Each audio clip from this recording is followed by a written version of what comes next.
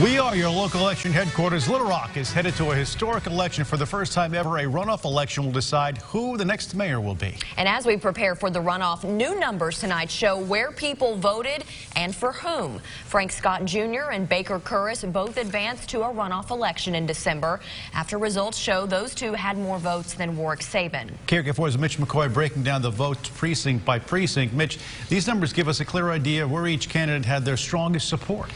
Yeah, that's right, Bob and Ashley. Good evening. Frank Scott Jr. took the lead last night with about 5,000 more votes than Baker Kurrus. Tonight, the Pulaski County Election Commission details where all the votes came from. Scott is in blue, Kurrus is in red. Some say last night's votes show the city is at a divide, but others would disagree. For years, some have called Interstate 630 the road that splits the capital city.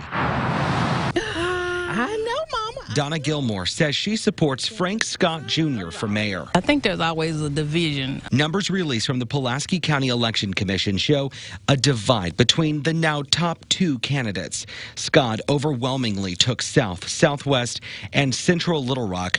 Kurrus dominated the city's west side. Him having more of Southwest Little Rock and, in this area, and Baker having more West Little Rock than I think there is. Personally, I don't see it as a divide. Clyde Henderson supports Baker Kurrus for mayor. I think people vote for people that they're comfortable with, and both candidates have that constituent, and so I really don't see that. I think it is a choice between two very good candidates. Skip Rutherford is dean of the Clinton School of Public Service.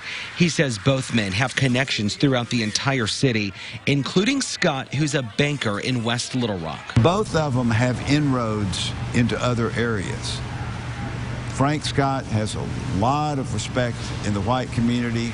Baker Kurrus is a former superintendent of the Little Rock School District. At the end of the day, everyone agrees. Vote from your heart.